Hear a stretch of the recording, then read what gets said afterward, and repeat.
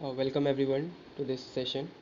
So in this chapter we are going to discuss the basically okay, so let me tell you about myself. My name is Shishant, as you know, and here are the basic details about me. Okay, and one more thing about this particular session, what we have added is you can join the Telegram channel, right? So you can join the Telegram channel for the PDF of this class, correct? चलिए आगे बढ़ते हैं फिर इसी के साथ। सो आज का जो हमारा चैप्टर है वो चैप्टर नंबर 5 है, major domains of the earth. तो जब हम बात करते हैं major domains of the earth, तो मैं आपको बताना चाहता हूँ कि प्लीज़ इस पिक्चर को ज़रा ध्यान से देखिए। इस पिक्चर में क्या देख पा रहे हैं, यहाँ पे आप देख पा रहे होंगे लिथोस्फेयर, एटमोसफेयर, हाइड्रोस्फेयर।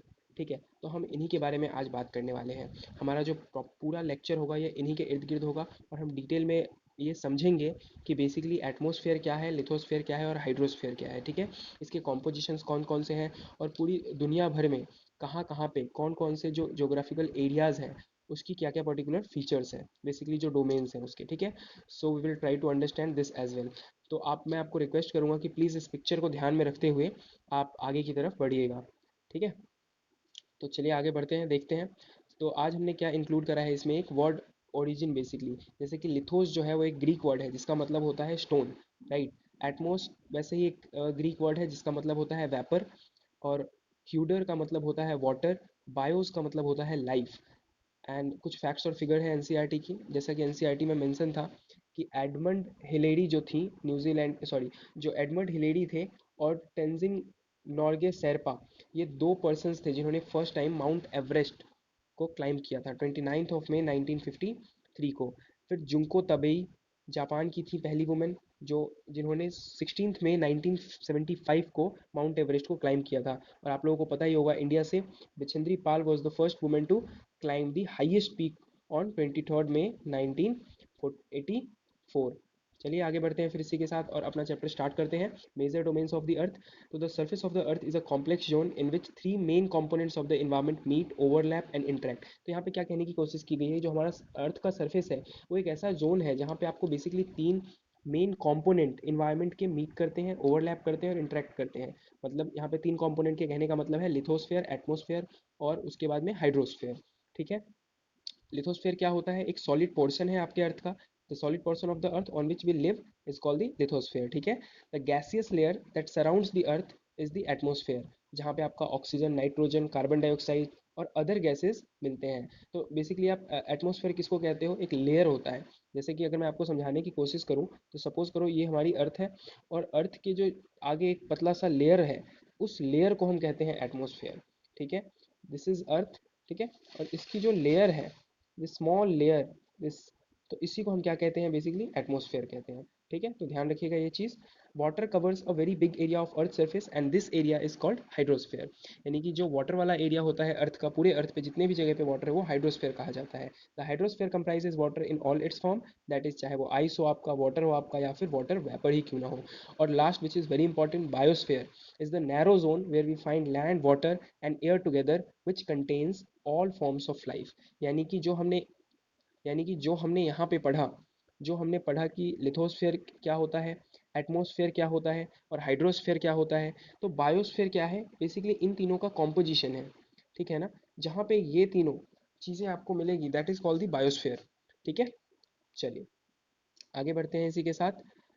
अब मैं आप लोगों से रिक्वेस्ट करूंगा कि मेरे साथ साथ आप लोग प्लीज़ इस मैप को ज़रा ध्यान से देखिए।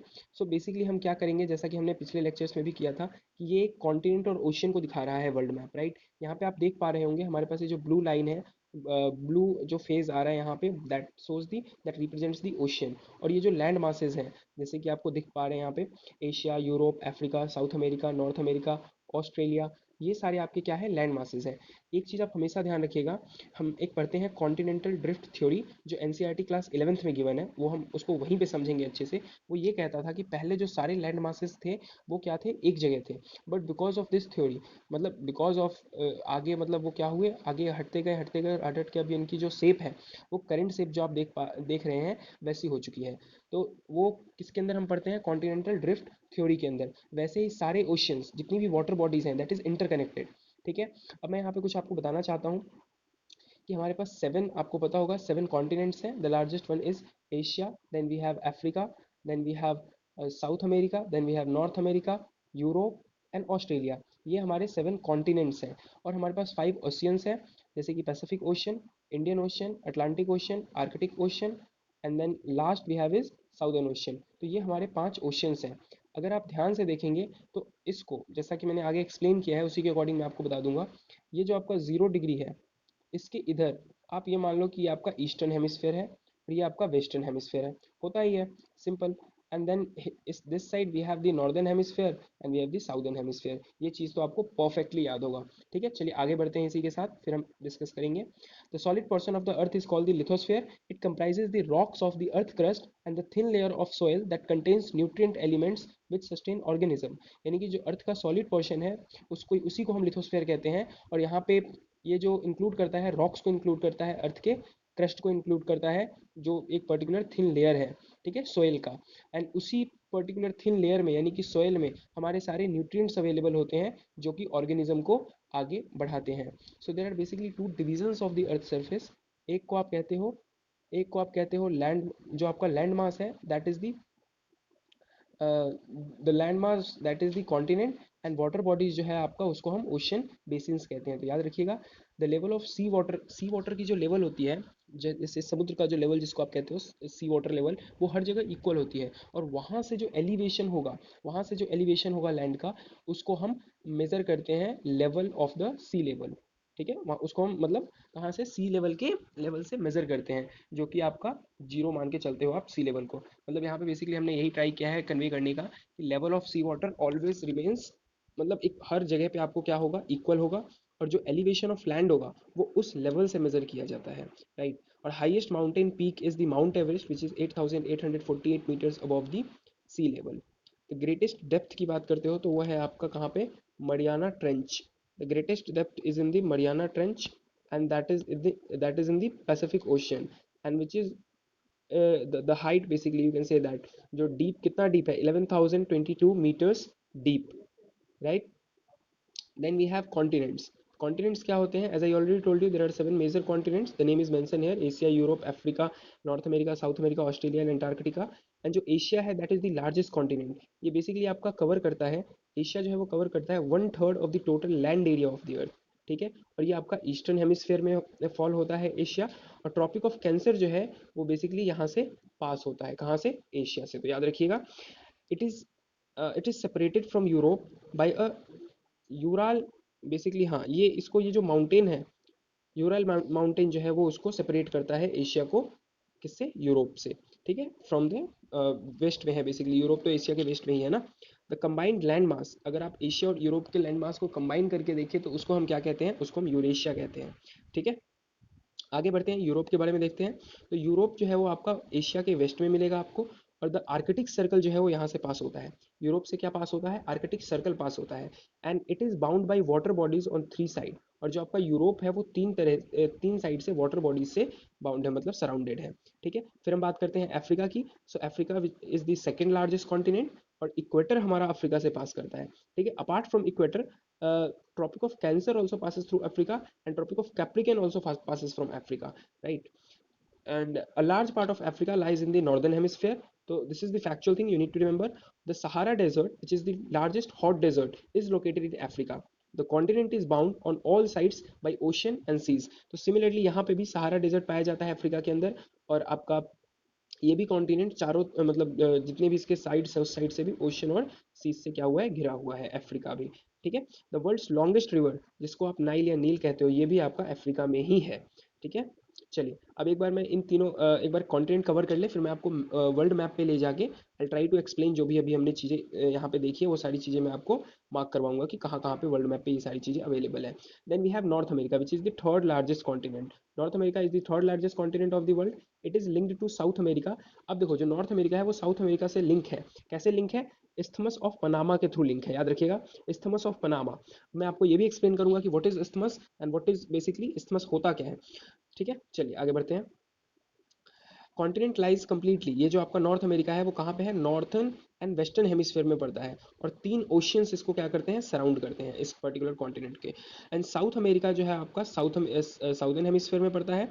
और जो एंडीज है, एंडीज क्या है, एंडीज लॉन्गेस्ट माउंटेन रेंज है, वो इस इस कॉन्टिनेंट में अवेलेबल है, साउथ अमेरिका में अवेलेबल है, ठीक है। And that runs through its length from south north to south, and it has the world largest river the Amazon, और दुनिया की सबसे लार्जेस्ट रिवर अमेजोन भी साउथ अमेरिका में ही पाई जाती है, ठीक है, में अवेलेबल है। Australia which is the smallest continent, वो भी आपका कहाँ पे है, lies entirely in the southern hemisphere, it is surrounded on all sides by the ocean and seas, ठीक है। इसको आप ऑस्ट्रेलिया को आइलैंड कॉन्टिनेंट भी कहते हो, ठीक है। चलिए, अंटार्कटिका जो कि आपका साउदर्न हेमिस्फीयर में अवेलेबल है, it is a huge continent, the South Pole lies almost at the centre of this continent, ठीक है। तो अंटार्कटिका आपको पता है वो आइस सीट है, आइस सीट है basically, as it is located in the south polar region, it is permanently covered with thick ice sheet, permanently, ठीक है। और इसी की वजह से यहाँ पे कोई भी परमानेंट ह्यूमन सेटलमेंट नहीं है। जब हम ह्यूमन सेटलमेंट कहते हैं तो मतलब वहाँ पे ऐसी कंडीशंस ही नहीं है जहाँ पे आप सर्वाइव कर पाओगे, for a longer period of time, ठीक है। तो बट ये वहाँ पे होता क्या है, अंटार्कटिका में सारे कंट्रीज जो भी सुपर पावर है, जैसे अमेरिका, यूरोप में की कुछ कंट्रीज हो गई, फ्रांस, जापान, जापान तो आपका एशिया में ही आ गया, तो ये सारी कंट्रीज के क्या है, वहाँ पे रिसर्च स्टेशन है। इंडिया की भी रिसर्च स्टेशन है, और इसका नाम आपको रिमेंबर करना is very very important. It means one should remember the name of the research station of India in the Antarctica, that is the मैत्री एंड दक्षिण गंगोत्री। तो याद रखिएगा, मैत्री और दक्षिण गंगोत्री दो रिसर्च स्टेशन हैं जो इंडिया के हैं और अंटार्कटिका में अवेलेबल है। साइंटिस्ट वहाँ पे जाते हैं, रिसर्च करते हैं, and then they come back after a particular period of time, ठीक है। जैसा कि मैंने आपको बताया था कि I will explain you what is isthmus. तो देखो, ये हमारा नॉर्थ अमेरिका हो गया, ये हमारा साउथ अमेरिका हो गया। तो जब भी याद रखिएगा, जब भी कोई दो लैंड मास को एक लैंड कनेक्ट करता है, और वो लैंड कैसा होना चाहिए, पतला होना चाहिए, नैरो स्ट्रिप ऑफ लैंड, ठीक है, जैसे कि यहाँ पे इस केस में ये है। तो जब भी जो दो दो लैंड मास को एक लैंड कनेक्ट करता है तो उसी को हम इस्थमस कहते हैं। और इस पर्टिकुलर केस में जो नॉर्थ अमेरिका और साउथ अमेरिका को कनेक्ट करता है उसको इस्थमस ऑफ पनामा कहते हैं, इस्थमस ऑफ पनामा कहते हैं, याद रखिएगा, ठीक है। इन अ सिमिलर वे, स्ट्रेट क्या होता है फिर, तो देखो स्ट्रेट बेसिकली क्या करता है, ये कनेक्ट करता है, आपका नैरो पैसेज ऑफ वाटर है, ठीक है, जो कनेक्ट करता है दो लार्ज वाटर बॉडीज को, ठीक है ना। तो स्ट्रेट दो लार्ज वाटर बॉडीज को कनेक्ट करता है, और आपका इस्थमस दो लैंड मास को कनेक्ट करता है। तो ये चीज़ बिल्कुल, ये बहुत इंपॉर्टेंट है, this is very very important thing, so please remember this, mark this down somewhere, ठीक है, ताकि आपको फ्यूचर में रेफरेंस लेके आप इसको याद कर सको, ठीक है। चलिए आगे बढ़ते हैं, फिर हम देखेंगे hydrosphere. But before moving to hydrosphere, I would like to show you the world map once again, ताकि आपका जो पिक्चर है वो माइंड में, picture should be very clear, क्योंकि ये सारी चीज़ें हैं ना, जितना आप याद रखोगे जितने लंबे टाइम तक, उतने लंबे टाइम तक याद रहेंगी। चलिए, तो मैं अब आपको थोड़ा थोड़ा एक्सप्लेन कर देता हूँ यहाँ पे। देखिए, जैसा कि मैंने बताया था आपको, साउथ अमेरिका में ये जो आप देख रहे हो, दिस दिस पर्टिकुलर लाइन, यही है आपका एंडीज, जो माउंटेन रेंज है, जो बोला गया था from north to south available है, you can see the small line है, ठीक है। इंडियन ओशन में आ जाते हैं, बिफोर, अच्छा ठीक है, इंडियन ओशन में देखते हैं। यहाँ पे देखो क्या है, दिस इज अफ्रीका, देख रहे हो आप, equator is also passing in the middle, ठीक है। आपका Tropic of Capricorn is also passing from here, and आपका एक और which is the Tropic of Cancer is also passing from here. तो ये इकलौता ऐसा कॉन्टिनेंट है जहाँ से तीनों, Tropic of Cancer, equator and Tropic of Capricorn pass करता है, ठीक है। अगर आप देखोगे यहाँ पे साउथ अमेरिका में, तो साउथ अमेरिका से क्या, ट्रॉपिक ऑफ कैप्रिकॉर्न और इक्वेटर पास कर रहा है, ठीक है। तो ये एक इकलौता ऐसा कॉन्टिनेंट है, ठीक है। इंडिया से आपको पता होना चाहिए, ट्रॉपिक ऑफ कैंसर पास करता है, ठीक है। चलिए, अब मैंने बताया था आपको, जो एशिया है और यूरोप है, इसको जो सेपरेट करता है वो क्या है, you can say that Ural mountain range, you can say that, और Ural, you can say both way, ठीक है। तो ये देखो, ये माउंटेन रेंज है यहाँ पे, और इन दोनों के लैंड मास को अगर कंबाइन कर दिया जाए तो उनको यूरेशिया कहा जाता है, ठीक है। अब देखो, यूरोप के साउथ में आर्कटिक ओशन, सॉरी नॉर्थ में आर्कटिक ओशन, ठीक है। West side if you see, Atlantic Ocean, and अगर आप नीचे देखोगे तो ये मेडिटेरियन सी है, ठीक है। मेडिटेरियन सी यहाँ पे अवेलेबल है, तो तीनों साइड से ओशन इसको कवर कर रहा है। इन अ सिमिलर वे, अफ्रीका भी है, Atlantic Ocean from west, Indian Ocean from east, Southern Ocean from आपका साउथ से हो गया, और नॉर्थ से आपका मेडिटेरेनियन सी हो गया, तो ये अफ्रीका को करता है, ठीक है। उसी तरीके से सेम वे में अगर आप देखोगे तो हमारे पास क्या होता है, इंडियन ओशियन एक ट्रायंगुलर शेप बनाता है, ठीक है। तो और इंडियन ओशियन के ऊपर अगर आप देखोगे तो एशिया है, देन वेस्ट में, ऊपर means north side Asia, west we have Africa, and in east we have Australia, ठीक है, एंड एशिया एज वेल। तो ये चीज़ें हैं आपको जो थोड़ी थोड़ी ध्यान में आपको रखनी चाहिए, ठीक है। सहारा डेजर्ट जैसे मैंने डिस्कस किया था, देखो Sahara desert is also there, ठीक है। Sahara desert is there in Africa, Nile river is also available in Africa, so ये सारी चीज़ें हैं that you need to remember, one should remember this thing. ठीक है, ओशियंस के बारे में मैंने आपको बता दिया था, तो ये सराउंडिंग चीज़ें कैसे कैसे एक दूसरे को मतलब क्या बोलते हैं इम्पैक्ट करते हैं, वो चीज़ ध्यान में रखना। So always try to link geography with the map. और खास करके जब आप देखते हो ना क्लाइमेटिक वाली चीज़ें जो क्लाइमेटोलॉजी से रिलेटेड होती हैं, तो उसके लिए तो map becomes very very important. ठीक है, चलिए अब फटाफट से हम आगे बढ़ते हैं अपना, जहाँ पे हम थे, हम स्टार्ट करने वाले थे हाइड्रोस्फेयर। तो मैं बस आपको बताना चाहता हूँ कि हाइड्रोस्फेयर बेसिकली होता क्या है। तो ऑल दोज थिंग, ठीक है, वो सारी चीज़ें जो which is related to water, जो वाटर से रिलेटेड है, वो आप हाइड्रोस्फेयर के अंदर काउंट करते हो। ठीक है, अभी हम यहाँ पे डिटेल में देखेंगे कि आखिर हाइड्रोस्फीयर के अंदर कौन कौन सी चीज़ें आती हैं और how we need to approach to hydrosphere. ठीक है, तो more than 71% of the earth is covered with water and 29% is with land. तो ये आप लोगों को आई गेस पता ही है। ठीक है, और पता होना भी चाहिए। Next, hydrosphere consist of water in all it's form. जैसा कि मैंने अभी आपको बताया कि हाइड्रोस्फीयर में क्या होता है, वाटर जितने भी फॉर्म हो, चाहे आपका आइस सीट हो, ग्लेशियर हो, ठीक है, कुछ भी हो, so all forms of water are available है। ठीक है, चलिए, सो एज रनिंग वाटर बता रहे हैं यहाँ पे, रनिंग वाटर हो सकता है ओशियन का, रिवर का, लेक का, आइस हो सकता है आपका, ग्लेशियर का, अंडरग्राउंड वाटर हो सकता है, वाटर वेपर हो सकता है, एटमोसफेयर का। ये सारे के सारे मिला के क्या बनाते हैं, हाइड्रोस्फेयर बनाते हैं। ये सारे के सारे मिला के हाइड्रोस्फेयर बनाते हैं। और 97% हमारा जो अर्थ का वाटर है वो ओशियन में होता है, विच इज़ वेरी साल्टी, जो मतलब नमकीन पानी है, जो ह्यूमन यूज़ के लिए नहीं है। A large portion of the rest of the water is in the form of ice seat. और जो बाकी बचा हुआ पार्ट है वो आइस सीट की फॉर्म में है, जो ग्लेशियर्स के फॉर्म में है। ठीक है, और उसी का जो बहुत ही कम स्मॉल परसेंटेज है वो हमारे लिए as a fresh water available है। तो यू कैन से दैट कि हम ऑलमोस्ट हम मतलब मेयरली अगर आप ड्रिंकिंग वाटर की बात करो तो less than 1% we use, right. चलिए आगे बढ़ते हैं, इसी के साथ ओशियंस पे आते हैं। So oceans are the major part of the hydrosphere. ठीक है, जैसा कि हमने पीछे भी देखा, दे आर ऑल इंटरकनेक्टेड। पहले भी हमने डिस्कस किया था कि जितनी भी वाटर बॉडीज हैं वो सारी इंटरकनेक्टेड है। The ocean water are always moving. The three chief movement of ocean water, यहाँ पे बहुत ध्यान रखिएगा, बहुत ध्यान से सुनिएगा ये चीज़। जो चीफ मूवमेंट होती है, मतलब वाटर की जो मूवमेंट होती है, उनको आप क्या कहते हो ओशियन वाटर की। ये आपके पास क्या होता है, वेव्स, ठीक है, the tides and the ocean current. अब समझिए क्या होता है वेव्स, तो आप कह सकते हो कि basically the movement of water. ठीक है, जो छोटी छोटी होती है उनको वेव्स कहते हैं, जो 7 metre 8 metre more than that उसको आप टाइड्स कहते हो। बट ओशन करंट क्या होता है, देखो मैं आपको समझाने की कोशिश करता हूँ। ओशन करंट बेसिकली क्या है कि जैसे रिवर होता है ना, वैसे ही ओशियन, ओशियन के अंदर रिवर होती है। ठीक है, उन्हीं को हम ओशियन करेंट्स कहते हैं, in a similar in a very simple language. ठीक है, बहुत ही सिंपल लैंग्वेज में समझ लो कि ओशियन करंट क्या होता है। Ocean current is nothing but एक नदी है। ठीक है, नदी है जो कि ओशियन के अंदर कॉन्टिन्यूसली चलती है। ठीक है, अब मैं आपको जब मैं नेक्स्ट मतलब इसके ऊपर की क्लास की जब लेंगे, हम 11th क्लास में डिस्कस करेंगे, तो वहां पे मैं आपको बताऊंगा कि पूरे वर्ल्ड मैप पे, जैसा अभी हमने डिस्कस किया, पूरे वर्ल्ड मैप पे, मतलब पूरे वर्ल्ड मैप पे कहाँ कहाँ पे कौन कौन सी ओशियन करंट की नदियाँ हैं। जैसे बेसिकली होता क्या है ना, ओशियन करंट का मेन रोल क्या होता है, मैं थोड़ा सा आपको एक्सप्लेन कर दूँ यहीं पे।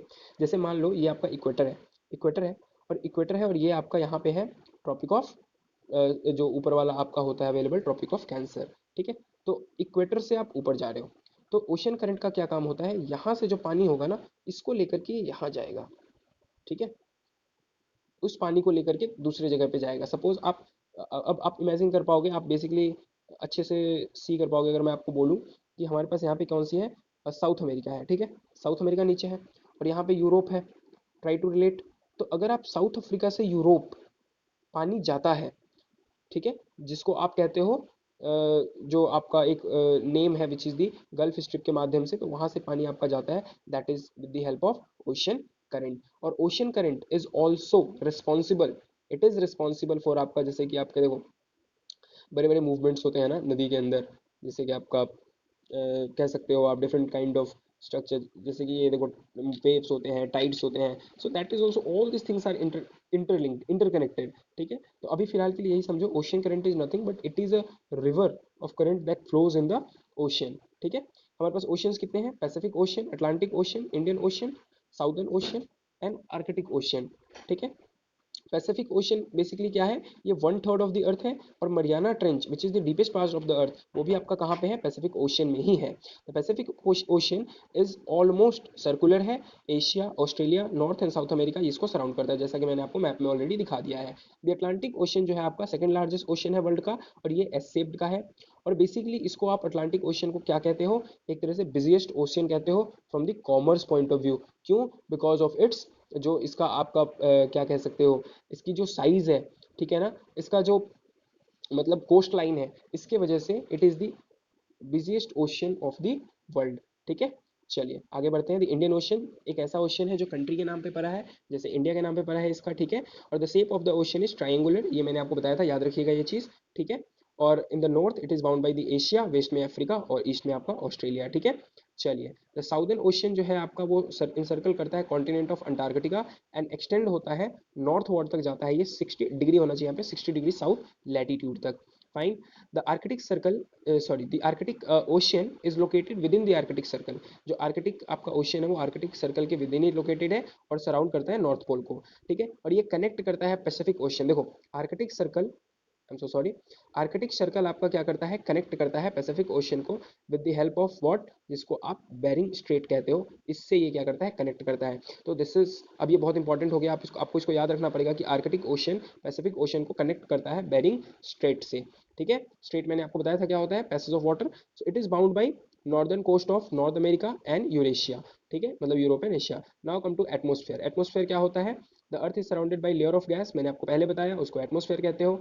The thin blanket of air is, वो आपके बहुत ही इंटेग्रल है, बहुत ही इंपॉर्टेंट है आपके लाइफ के लिए, और ये आपको प्रोवाइड करता है एयर और आपको प्रोटेक्ट करता है harmful effect of sun rays से। जैसे आपने सुना होगा हमारे पास ग्रीन हाउस गैसेज होते हैं, chlorofluorocarbon is also there, ठीक है, methane is there, different gases are there. The atmosphere जो है आपका कहाँ तक जाता है, approximately 1600 kilometres, and the atmosphere is divided into 5 layers based on the composition, याद रखिएगा, composition, temperature and other properties, and these layers are see here, troposphere, stratosphere, mesosphere, thermosphere, ठीक है, और एक्सोस्फेयर।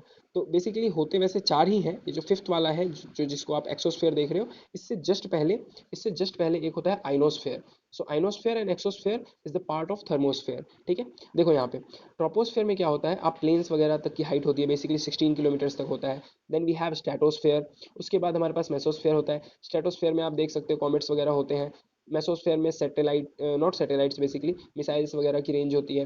एंड थर्मोस्फेयर में अगर आप देखोगे तो आपका क्या होता है, वही सैटेलाइट्स वगैरह होती है। और थर्मोस्फेयर के अंदर हमने दो पार्ट्स में बांटा हुआ है इसको, बेसिकली क्या होता है, आइनोस्फेयर एंड एक्सोस्फेयर, वो हम डिटेल में पढ़ेंगे। फिर इसके और पार्ट्स भी पढ़ेंगे कि ट्रोपोस्फेयर जहाँ पे खत्म होता है उसको क्या कहते हैं, ट्रोपोपाउस, ठीक है, स्ट्रेटोपाउस एंड ऑल। सो स्ट्रेटोस्फेयर में भी देखेंगे, मेसोस्फेयर में भी एंड थर्मोस्फेयर में भी, ठीक है, बट डिटेल में वो बाद में देखा जाएगा। यहाँ पे आप फिलहाल ये समझिए कि जैसे जैसे आप ऊपर जाते जाओगे, मीन्स कहने का क्या है कि ट्रोपोस्फेयर से जब आप ऊपर जाओगे स्ट्रेटोस्फेयर में, तो आपका टेम्परेचर जो होगा धीरे धीरे कम होने लगेगा, ठीक है। एक पर्टिकुलर लेवल तक टेम्परेचर कम होगा एंड आफ्टर दैट आपका टेम्परेचर अचानक से बढ़ने लगेगा। मैं एक आपको एग्जांपल दे देता हूँ, अगर आप थर्मोस्फेयर के लेवल तक जाओगे तो वहां तक आपका temperature, will have the temperature of 1600 to 1700 degree Celsius, ठीक है, यहाँ इतना टेम्परेचर हो जाता है, ठीक है। बट यहाँ से ट्रोपोस्फेयर से जब ऊपर बढ़ते हो तो आपका धीरे धीरे टेम्परेचर कम होने लगता है। क्यों होने लगता है वो अभी देखते हैं आगे यहाँ पे, ठीक है। चलिए, द एटमोस्फेयर जो है आपका बेसिकली नाइट्रोजन और ऑक्सीजन से बना हुआ है, जो कि 99% ऑफ क्लीन और ड्राई एयर बनाते हैं। नाइट्रोजन आपका 78% है, ऑक्सीजन 21% है, और बाकी बचे हुए जो गैसेज हैं जैसे CO2 हो गया, आर्गन हो गया एंड अदर कंप्राइज 1%, ठीक है। तो nitrogen helps in growth of living organism, आपको पता होना चाहिए नाइट्रोजन जो हेल्प करता है आपका हर लिविंग ऑर्गेनिज्म के ग्रोथ के लिए। अब देखो यहाँ पे आता है कार्बन डाइऑक्साइड का role, which is very very important. Carbon dioxide जो है आप काफ़ी कम अमाउंट में प्रेजेंट है, बट इट इज़ इंपॉर्टेंट क्योंकि ये हीट रेडिएट जो करती है ना अर्थ, उसको ये एब्जॉर्ब करता है, ठीक है। Heat radiated by the earth ये एब्जॉर्ब करता है। So there methane is also there, so there by keeping the planet warm, it is also essential for the growth of the planet. अब देखो जैसे मैंने आपको बताया था कि जब ऊपर से नीचे आता है तो स्ट्रेटोस्फेयर के ऊपर जाके बाद धीरे धीरे टेम्परेचर कम होने लगता है। कम क्यों होने लगता है वो मैं आपको समझाता हूँ। जैसे यहाँ पे आपके पास सन है, ठीक है, अब सन की रेज आ रही है, सन की रेज आएगी अर्थ तक, तो अर्थ क्या होगा, हीट होगा, और अर्थ हीट होगा तो हीट रिलीज करेगा, ठीक है। तो जब अर्थ हीट रिलीज करेगा, तो रिलीज करेगा कि तो एक पर्टिकुलर लेवल तक ही होगा उसका इम्पैक्ट, उसके ऊपर जाने पर धीरे धीरे क्या होने लगेगा, वो ठंडा होने लगेगा। और इसी जब ये हीट रिलीज करता है अर्थ, तो यहाँ पे काम शुरू होता है आपका कार्बन डाइऑक्साइड का, जो बेसिकली ये जो हीट रेडिएशंस होती हैं, हीट जो रेडिएट करती है अर्थ, उसको ये एब्जॉर्ब करने का काम करता है, ठीक है। तो ध्यान रखिएगा, और डिटेल में हम अच्छे से समझेंगे जैसे जैसे आगे बढ़ेंगे वैसे ही। The density of the atmosphere varies with height, जैसे जैसे आप ऊपर जाओगे या हाइट पे जाओगे वैसे आपकी एटमोस्फेयर जो आपका डेंसिटी है वैसे वैसे चेंज होते जाएगा। मैक्सिमम होगा सी लेवल पे डेंसिटी, और डिक्रीज करेगा जैसे जैसे आप ऊपर जाते जाओगे, ठीक है, हाइट पे। The temperature also decreases as we go upward, temperature भी कम होता है जैसे मैंने आपको बताया। द एटमोस्फेयर एक्सर्ट करता है temperature, atmosphere exerts atmosphere exerts pressure on the earth, ठीक है। ये वेरी करता है आपका प्लेस टू प्लेस, कुछ एरिया हाई प्रेशर होते हैं और कुछ एरिया लो प्रेशर होते हैं। अब देखो हाई प्रेशर और लो प्रेशर क्या है, देखो अब मैं आपको समझाऊंगा। अभी ये अर्थ के पर्सपेक्टिव से मत समझो, जस्ट ट्राई टू अंडरस्टैंड। हम वी हैव अ लेबोरेटरी, ठीक है, एक लेबोरेटरी में है, वहां पे हमारे पास दो प्रकार की मिट्टी है, एक कूल मतलब कि एक मतलब ठंडी ठंडी जगह है, और एक आपका गर्म है, हॉट है वहाँ का वेदर, ठीक है। तो जहाँ पे ठंडा होगा वहाँ पे क्या होगा बेसिकली, जो मॉलिक्यूल्स होंगे एयर में वो ज़्यादा होंगे, हमें ज़्यादा चाहिए होगा क्योंकि वो ठंडा है, ठीक है। तो ठंडा एयर चाहिए, जब ठंडा एयर चाहिए तो उसके लिए क्या होगा बेसिकली, यहाँ पे molecules, the amount of molecules would be more, तो इसीलिए ये जो होगा आपका हाई प्रेशर होगा।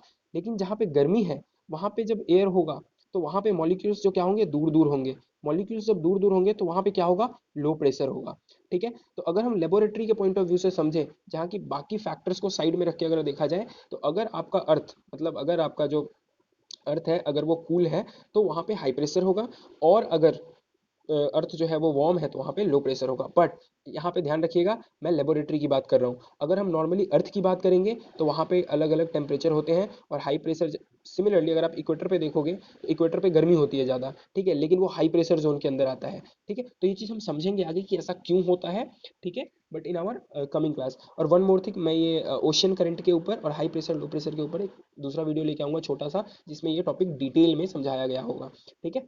चलिए, आई होप आपको ये क्लियर है, आगे बढ़ते हैं हम। एयर जो होता है वो मूव करता है आपका high pressure to low pressure, and जो मूविंग एयर होता है उसको हम क्या कहते हैं, विंड कहते हैं। The biosphere is a narrow zone of contact between the land water and air, ये आपने पहले ही पढ़ लिया है। और लाइफ जो होता है आपका इसी जोन में अवेलेबल है, और बहुत सारे स्पीसीज हैं, ऑर्गेनिजम्स हैं, जिनकी साइज अलग है, माइक्रोब से लेकर के बैक्टीरिया तक हैं, उससे फिर आपके ह्यूज मैमल्स भी अवेलेबल हैं। The organism in the biosphere में बी डिवाइडेड इनटू प्लांट और एनिमल, दोनों प्रकार की चीज़ें यहाँ पे आपके पास अवेलेबल है, ठीक है ना। जो तीनों डोमेन है अर्थ की वो इंटरेक्ट करती है ईच अदर, एंड एक दूसरे को इम्पैक्ट भी करती है, ठीक है, किसी न किसी प्रकार से। सपोज करो यहाँ पे हम एक एग्जांपल लेते हैं कि अगर हम पेड़ काटते हैं तो पेड़ काटने से क्या होगा, पेड़ का सी दी फॉरेस्ट का मेन फंक्शन क्या होता है, the main function is to absorb the what is this basically CO2, ठीक है, CO2 को एब्जॉर्ब करना। तो अब जब पेड़ कटने लगेंगे तो इंक्रीज हो जाएगा हमारा CO2 का लेवल, क्योंकि CO2 एब्जॉर्ब नहीं करेगा वो पेड़। तो जब लेवल इंक्रीज होगा CO2 तो इससे क्या होगा, टेम्परेचर बढ़ेगा, और जब ग्लोबल टेम्परेचर बढ़ेगा तो जिसके कारण आपका ग्लोबल वार्मिंग भी हो सकता है। तो हमें क्या करना चाहिए, we must limit the use of resources of the earth to maintain the balance of nature between the domains of the earth. तो आई होप आपको ये चैप्टर समझ में आया होगा। मैं आपसे रिक्वेस्ट करूंगा कि आप इसको ध्यान से सुनिए, और इसके बाद आफ्टर दैट हमारे पास क्वेश्चन का सेशन आता है। एंड प्लीज़ आप यहाँ टेलीग्राम चैनल ज्वाइन कीजिए, और उस टेलीग्राम चैनल में आपको इस क्लास की PDF अवेलेबल है, इस क्लास की PDF आप वहाँ से ले सकते हैं, डाउनलोड कर सकते हैं, ठीक है। चलिए, तो अब हम देखते हैं question number 1। The mountain range that separates Europe from Asia is, Asia को यूरोप से सेपरेट करने वाले माउंटेन रेंज को क्या कहते हैं, तो option 3 is the correct answer, ठीक है। You can also give your answer in the comment section. Question number 2 पे बढ़ते हैं, I am so sorry, question number 2 पे चलते हैं। तो क्वेश्चन नंबर 2 क्या कहता है, क्वेश्चन नंबर 2 क्या कहता है, the continent of North America is linked to South America, जो नॉर्थ अमेरिका का कॉन्टिनेंट है वो साउथ अमेरिका से लिंक है, थ्रू विच, सॉरी, बाई, किसके द्वारा लिंक है, एस्थमस के द्वारा, स्ट्रेट के द्वारा और कैनल के द्वारा। तो इसका आंसर क्या होना चाहिए बताइए मुझे, एस्थमस, ठीक है। Which is the second largest continent? तो very simple guess, Africa is the second largest, Asia is the largest one, ठीक है। Question number 4, the domain of the earth consisting of solid rocks is the atmosphere, the hydrosphere और lithosphere। मतलब जहाँ पे solid rock जो होता है वो कौन से डोमेन में होता है अर्थ के, lithosphere में होता है। It is very very simple, am I right? चलिए, okay, fine. So the practice questions for today's session are, there are 4 question I think, yes, yes, 4 questions. So what are the 4 major domains of the earth, ये आपको बताना है। Very simple, lithosphere, hydrosphere, atmosphere and then biosphere. So name the different layers of the atmosphere, तो layer के नाम बताइए आप, you can tell me in the comment section as well. So why is the northern hemisphere called the land hemisphere, ये आपको जवाब देना है, ठीक है। And why is the biosphere important for living organism, क्यों important है ये आप मुझे जरूर बताइए, ठीक है। So thank you very much everyone कि आपने ये सेशन देखा। अगर आपको अच्छा लगा है तो प्लीज़ इसको लाइक करें, अपने ग्रुप्स में अपने दोस्तों के साथ सबके साथ शेयर करें इसको, और इस चैनल को ज़रूर सब्सक्राइब करें ताकि हम और अच्छे से अच्छे कंटेंट आपके लिए लाते रहें।